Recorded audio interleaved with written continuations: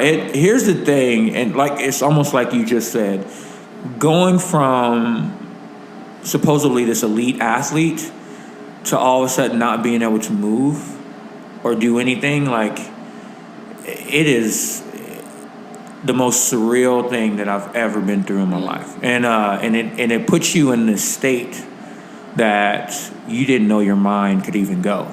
You know, this downward spiral. You've never been there before? No, man. I'm always positive, man. I mean, I stub my toe in the morning. That's one of the things I love about you, right? Like, it's just everything's positive and move forward, get over it. But I imagine something like this just that comes with a whole something new way. Like this, man. It's not one of those, hey, I'm going to get over it tomorrow type things, and you don't realize that until it happens. And next thing you know, I mean, you just feel empty, like you lost everything, like the world kind of just stopped. Or maybe, let me rephrase that, you stopped in the world, and the world is still moving. That's the worst feeling ever, man. It's like everyone's moving around you and you can't do anything. That's terrible. I can't imagine. I mean, so I guess you came back. Were you on the field, or was this after the accident later in the week, or? So no, yeah, this was during the game when I broke my neck, and did you know? Were you still like in the moment, or? I can tell you, it's funny now I think back on it. But so seriously, when you knock yourself out.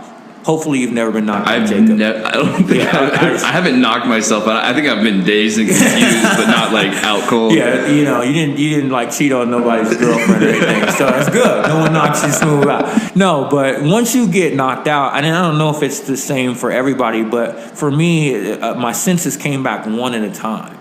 And so being in this big arena, I was laid out on the ground and my sight came back first, right?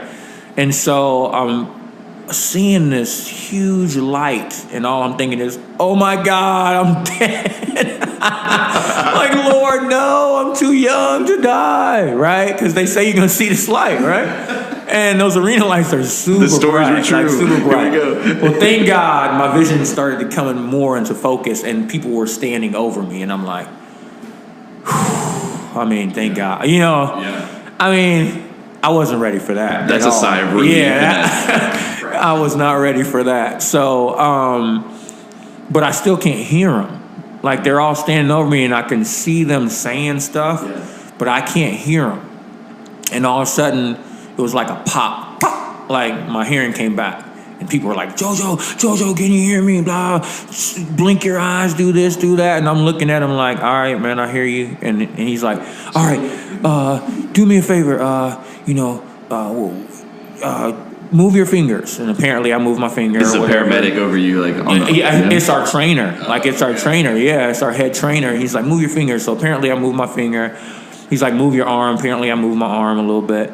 And he was like, move your foot. And dude, I would never play poker with this dude because his face was just like, right?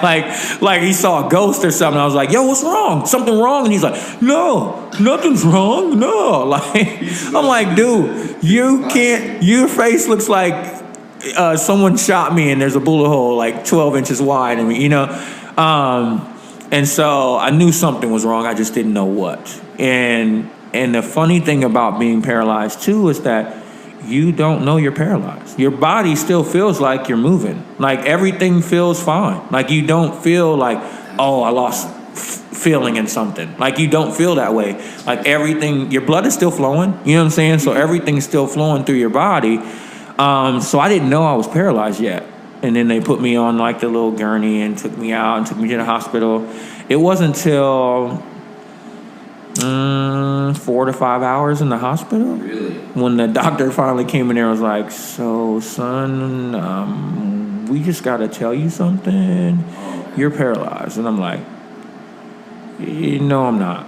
I was just playing football. Like, there's no way I'm paralyzed. Did you see what was just happening? Did you see? I was about to intercept that ball. Did you see it? I just was one step too short. I still knocked the ball down. It's like, how did that happen? Such a foreign concept at that time. Yeah, man. Like, everything was about trying to be perfect, like trying to be as good as I could be. And it's the irony that I feel like I faulted myself because I knew what I was doing. I was baiting the quarterback to throw that ball anyway. I wanted him to throw it. I was going to pick it off, run it to the end zone, score a touchdown, right? And in my mind, I said break, but I didn't break on that. Usually I listen to myself, and I broke. I was like, oh, shoot, I should break now. And that's why I just got one hand on it. I knocked the ball down, but when I knocked the ball down, I tripped over the receiver's foot. Yeah. And that's when my head went straight down into the wall. So that kind of killed me for a little while too, is the fact that I felt like I could have avoided it. Because you knew exactly. Yeah, I mean, to a T. It sounds like you knew the moment that you made the decision that probably changed my whole life. Yeah, changed your whole life. One step Wow. changed my whole life. One step One away. decision.